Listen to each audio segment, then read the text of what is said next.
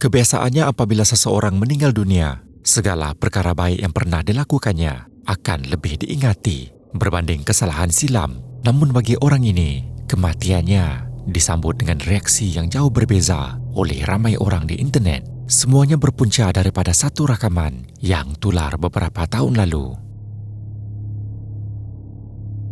Rakaman menunjukkan suasana di sebuah stesen minyak pada lewat malam. Seorang lelaki berusia 22 tahun yang menghidap cerebral palsy dilihat berjalan masuk ke dalam kedai serbaneka. Ketika itu, seorang lelaki berbaju oranye membuka pintu untuknya. Namun sebaik saja lelaki kurang upaya itu melangkah masuk, lelaki berbaju oranye itu mula mengejek cara jalannya sambil ditertawakan oleh rakan-rakannya. Beberapa saat kemudian, lelaki kurang upaya itu keluar dari kedai. Kemudian, lelaki berbaju oranye tadi menghampirinya sambil meniru cara pergerakannya sekali lagi.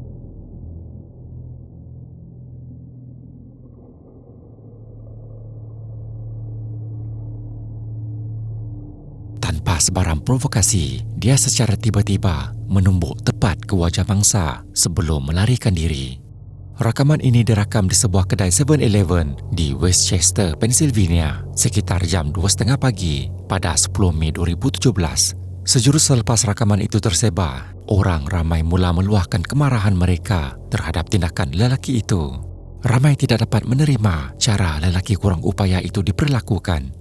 Pelaku dalam video itu kemudian dikenal pasti sebagai Barry Parker Jr. berusia 29 tahun. Dia akhirnya ditahan pihak berkuasa dan didakwa atas kesalahan melakukan serangan serta beberapa pertuduhan berkaitan. Dia dibebaskan selepas membayar 10% daripada ikat jamin bernilai $25,000. Namun beberapa hari kemudian, dia gagal hadir ke mahkamah dan melarikan diri daripada pihak berkuasa. Polis kemudian melancarkan operasi memburunya selama hampir 2 minggu sebelum dia akhirnya berjaya ditangkap di sebuah hotel selepas pihak berkuasa menerima maklumat daripada orang awam. Dia turut dihadapkan pertuduhan tambahan kerana cuba melarikan diri daripada pihak berkuasa. Secara keseluruhannya, Barry menghabiskan sekitar 3 hingga 6 tahun di penjara atas kes serangan itu bersama beberapa jenayah lain yang turut dikaitkan dengannya. Namun beberapa tahun selepas insiden itu, nasib Barry berubah tragis. Pada April 2023, Barry cuba melarikan diri daripada pihak berkuasa selepas cuba mengelak penahanan berkaitan pelanggaran parol. Ketika itu, dia menunggang motosikal pada kelajuan tinggi sebelum bertembung dengan sebuah kereta dari arah bertentangan. Barry disahkan meninggal dunia di tempat kejadian. Case, there was a man who punched a man that had disabilities, cerebral palsy, outside of a convenience store. So he died, is the update now. So the suspect in that case, state police say they tried to pull over that suspect, 34-year-old Barry Baker, on Thursday out in Honeybrook, right at Chestnut Tree Road and Horseshoe Pike, but he wouldn't stop. There was a chase, he crashed, and he died. Semasa maklumat mengenai kes ini dikaji semula, satu perkara yang turut menarik perhatian ialah ruangan komen pada obituari atau catatan kematiannya. Kebiasaannya obituari ditulis dalam nada yang positif untuk mengenang seseorang yang telah meninggal dunia. Namun dalam kes Barry, ruangan komen itu dipenuhi dengan pelbagai reaksi negatif daripada orang ramai. Ramai yang masih tidak dapat melupakan tindakannya terhadap lelaki kurang upaya dalam video yang pernah tular itu. Ada yang meninggalkan komen negatif, malah segelintir menyatakan hari kematiannya merupakan satu-satunya hari dia pernah membuat orang lain gembira. Kes ini menjadi satu peringatan tentang bagaimana sesuatu tindakan boleh meninggalkan kesan yang sangat panjang terhadap reputasi seseorang. Apa yang dilakukan dalam beberapa saat kadangkala mampu membentuk bagaimana seseorang itu akan diingati untuk bertahun-tahun lamanya.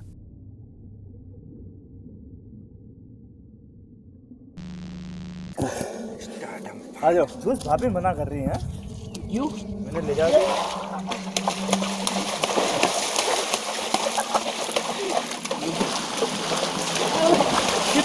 एक बच्चा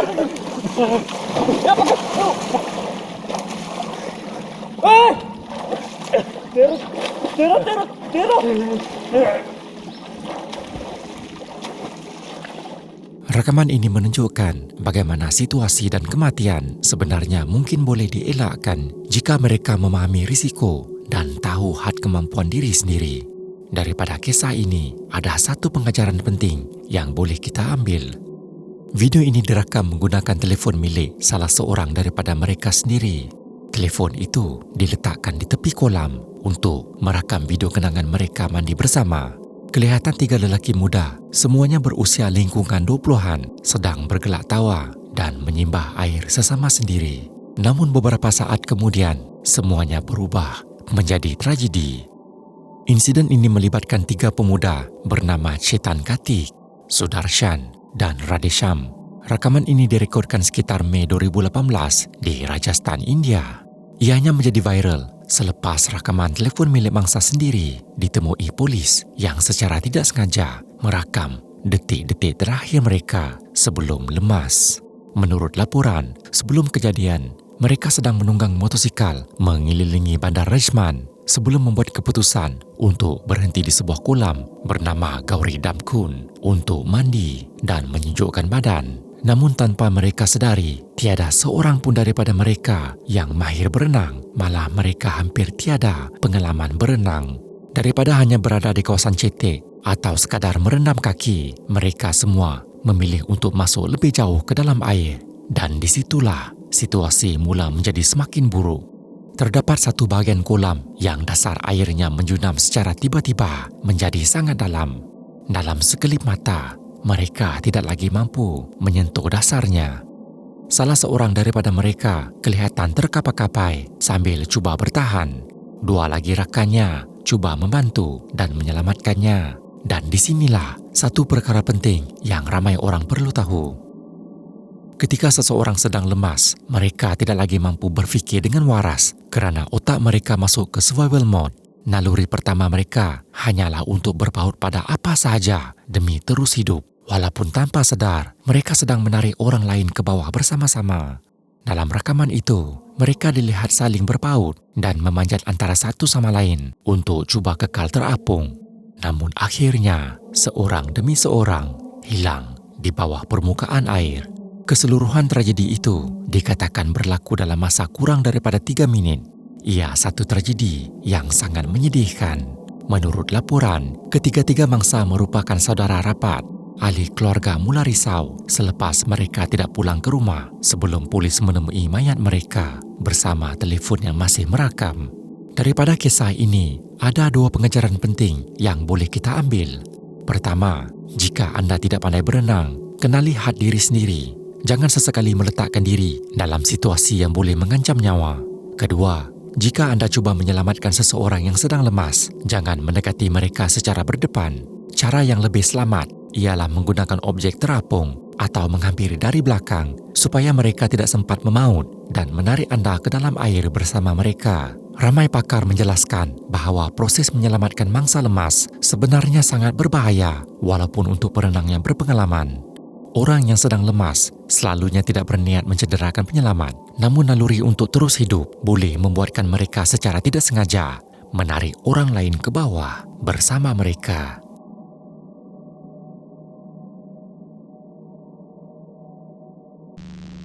Waktu sudah hampir lewat malam. Bangunan kewangan dan ekonomi Yuanlin di Changhua, Taiwan hampir sepenuhnya sunyi. Bangunan 16 tingkat itu merupakan gabungan pejabat dan kediaman. Hampir sebahagian penghuni di situ sudah pun melelapkan mata.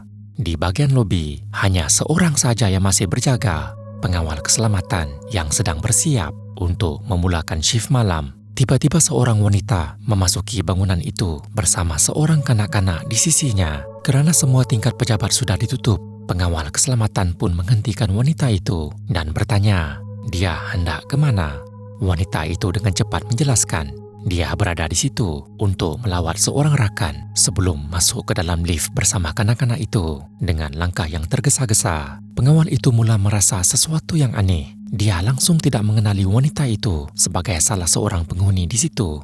Ada sesuatu tentang penemuan itu yang tidak terasa betul baginya. Perasaan itu semakin kuat keesokan paginya apabila wanita dan kanak-kanak itu tidak pernah turun semula. Dia kemudian memaklumkan perkara itu kepada pengurus bangunan dan mereka menyemak rakaman CCTV untuk melihat ke mana mereka pergi. Wanita itu berulang kali menekan butang tingkat 11 dengan tergesa-gesa. Kemudian, dia menanggal jaketnya dan meletakkannya dengan kemas. Dia turut menanggalkan kot milik kanak-kanak itu sebelum membuka kasutnya. Apabila pintu lift terbuka, dia segera keluar. Satu kamera lain merakam pasangan itu berjalan di koridor tingkat 11. Rakaman itu agak kabur, namun mereka dilihat menuju ke arah tangga kecemasan. Satu-satunya laluan menuju ke bumbung bangunan. Selepas itu, mereka terus hilang tanpa jejak. Pengurus bangunan dan pengawal keselamatan kemudian meneliti semula rakaman itu. Perbuatan wanita itu mula menimbulkan pelbagai tafsiran. Dalam sesetengah kepercayaan tradisi tempatan, menanggalkan kasut dikaitkan dengan simbol perpisahan terakhir atau kebersihan sebelum kematian. Disebabkan kepercayaan budaya serta arah yang dituju oleh wanita itu, pihak pengurusan segera menghubungi polis. Polis dipanggil ke lokasi dengan jangkaan mereka akan menemui mayat di luar bangunan. Namun apabila kawasan sekitar diperiksa, tiada apa-apa yang ditemui.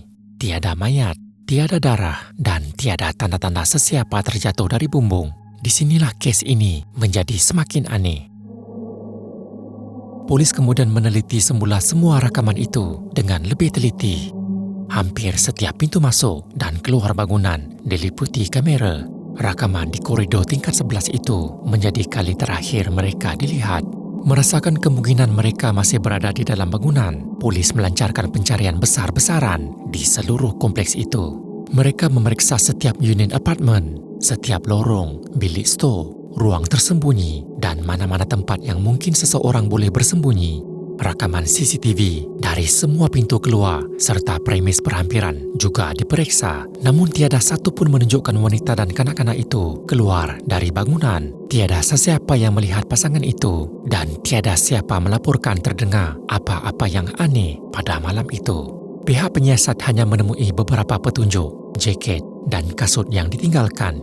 Sebuah motosikal yang dipercayai milik wanita itu yang ditinggalkan di kawasan parkir bangunan serta sebuah beg pakaian yang diletakkan berhampiran tangga menuju ke bumbung. Polis menyifatkan beg itu sebagai sesuatu yang mencurigakan. Namun anehnya, isi di dalamnya tidak pernah diberitahu kepada umum. Selepas rakaman itu disiarkan di stesen berita tempatan, seorang lelaki tampil dan mengaku wanita dan kanak-kanak itu sebagai isteri dan anak perempuannya yang berusia 4 tahun. Wanita itu kemudian dikenal pasti sebagai Liu Huijun, seorang wanita berusia 36 tahun dari Chonghua, Taiwan. Menurut laporan, Liu sering bertengkar dengan suaminya, malah ada juga tuduhan berlakunya unsur penderaan dalam rumah tangga mereka. Perkawinan mereka turut dikatakan diatur oleh keluarga, menyebabkan hubungan rumah tangga mereka sering dilanggar konflik. Dikatakan Liu meninggalkan rumah secara tiba-tiba bersama anak bongsunya dengan menaiki sebuah motosikal. Sebelum pergi, dia sempat memberitahu ahli keluarganya bahawa dia hanya mahu tinggal bersama seorang rakan untuk beberapa hari. Anak perempuan sulungnya kemudian memberitahu wartawan bahawa ibunya berkata mereka hanya akan keluar sebentar. Namun, itu menjadi kali terakhir mereka dilihat. Seiring masa berlalu, pelbagai teori mula muncul mengenai kes ini. Ada penduduk tempatan percaya sesuatu yang supernatural telah berlaku di tingkat 11 itu. Seorang penduduk bahkan mendakwa pasangan itu mungkin telah memasuki dimensi lain. Ketakutan terhadap kejadian itu menjadi semakin kuat sehingga ramai penduduk memilih untuk berpindah keluar dari tingkat itu sepenuhnya. Apa yang lebih aneh, Liu tidak mempunyai pengetahuan tentang bangunan itu. Jika dia memang mahu melarikan diri, kenapa menanggalkan jaket dan kasut? Kenapa memilih untuk pergi ke tingkat 11? Jika mereka berjaya keluar tanpa dikesan, bagaimana mereka tidak pernah dilihat lagi selepas malam itu? Ada yang percaya mereka melarikan diri melalui laluan tersembunyi untuk mengelak situasi rumah tangga yang buruk. Ada juga yang percaya sesuatu yang lebih misteri berlaku di tangga kecemasan itu. Sejak 21 Januari 2008, kali terakhir pasangan itu dilihat, tiada satu pun tentang kes ini yang masuk akal. Hingga hari ini, selepas bertahun-tahun pencarian, kes ini masih kekal tanpa jawapan. Akhirnya, pada Desember 2023, mahkamah secara rasmi mengisytiharkan Liu dan anak perempuannya meninggal dunia secara in absentia, iaitu tanpa penemuan jasad mereka.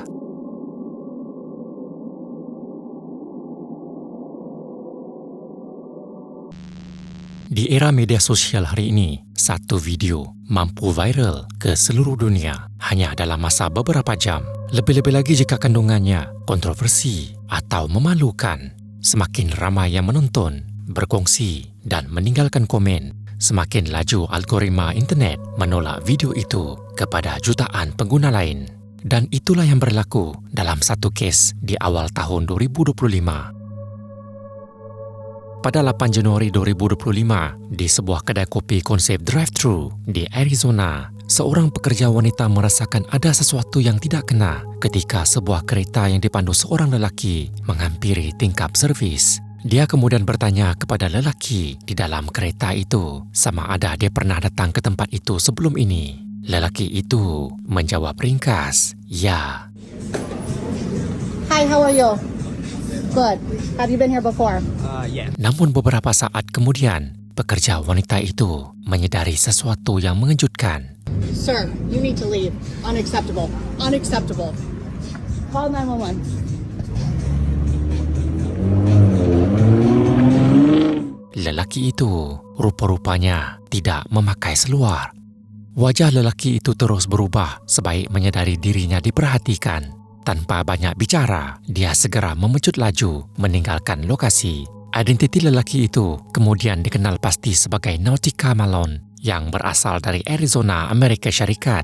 Dalam video itu, Nautica dilihat berada di laluan drive-thru, sebuah kedai kopi konsep bikini barista. Bikini barista ialah konsep kedai kopi di mana pekerjanya memakai pakaian yang sangat menjolok mata. Seorang pekerja wanita di situ mula mengesyaki ada sesuatu yang tidak kena selepas melihat tingkah laku Nautica sebelum mengambil telefon dan merakamnya. Dari situ dia secara tidak sengaja merakam lelaki itu tidak memakai seluar. Dalam rakaman itu, Nautica dipercayai melakukan perbuatan tidak senonoh. Seperti yang dikatakan tadi, di era media sosial hari ini, satu video pendek saja boleh tersebar ke seluruh dunia dalam masa beberapa jam sahaja. Lebih-lebih lagi jika kandungannya kontroversi. Hanya selepas itu, video itu mula dikongsi berulang kali di TikTok serta pelbagai platform lain. Nama Nautica menjadi bahan ejekan netizen dalam masa yang sangat singkat. Tekanan akibat penghinaan dan perhatian melampau di media sosial dikatakan memberi kesan besar kepada keadaan emosinya, terutamanya apabila video itu mula viral dan orang mula mengenal identitinya. Hanya beberapa jam selepas insiden itu, Nautica dikatakan sempat menghubungi abangnya dalam panggilan yang singkat. Namun nada suaranya ketika itu sangat berbeza daripada kebiasaannya. Abangnya cuba mendapatkan lokasi Nautica melalui isterinya sebelum pergi mencarinya. Namun malangnya, 2 hari kemudian, pada 10 Januari 2025, Nautica Malone ditemui sudah tidak bernyawa di dalam kereta yang sama seperti dalam insiden sebelum itu. Dia dipercayai menamatkan riwayatnya sendiri. Insiden itu mula mencetuskan satu tren aneh di internet. Ada pengguna media sosial yang menjadikan kes itu sebagai simbol protes dan bahan jenaka. Tidak lama selepas kematian Nautica, orang ramai mula berkumpul di luar gerai bikini barista tempat insiden itu berlaku. Ada yang datang memberi penghormatan, manakala ada juga yang melakukan protes dengan cara yang sangat aneh. Sebahagian daripada mereka sengaja memandu melalui drive-thru tanpa memakai seluar sambil mendakwa mereka bebas melakukan apa sahaja yang mereka mahu. Malah ada netizen mula memberi nama kepada kereta Nautica dengan memanggilnya Goon Mobile. Tren ini banyak disertai oleh golongan muda yang menjadikan insiden itu sebagai bahan hiburan. Namun apabila melihat keseluruhan kisah ini, termasuk nota terakhir yang ditinggalkan oleh Nautica, ramai mula berdebat tentang siapa yang sebenarnya patut dipersalahkan. Ramai mengakui tindakan Nautica memandu melalui drive-thru tanpa memakai seluar sememangnya tidak boleh diterima. Namun dalam masa yang sama, ada juga yang mempersoalkan tindakan individu yang merakam video itu sebelum memuat naiknya ke media sosial sehingga identitinya diketahui umum. Ada yang menyalahkan Nautica sepenuhnya. Namun ada juga yang berpendapat budaya public shaming di internet sudah menjadi agak melampau sehingga mampu menghancurkan hidup seseorang hanya dalam masa singkat. Segalanya berlaku dengan sangat pantas. Inilah contoh bagaimana dunia digital mampu memberi kesan yang sangat kuat terhadap mental manusia. Tekanan yang berpanjangan ini kadangkala boleh menjadi faktor yang menyumbang kepada pengakhiran yang tragis, termasuk kehilangan nyawa.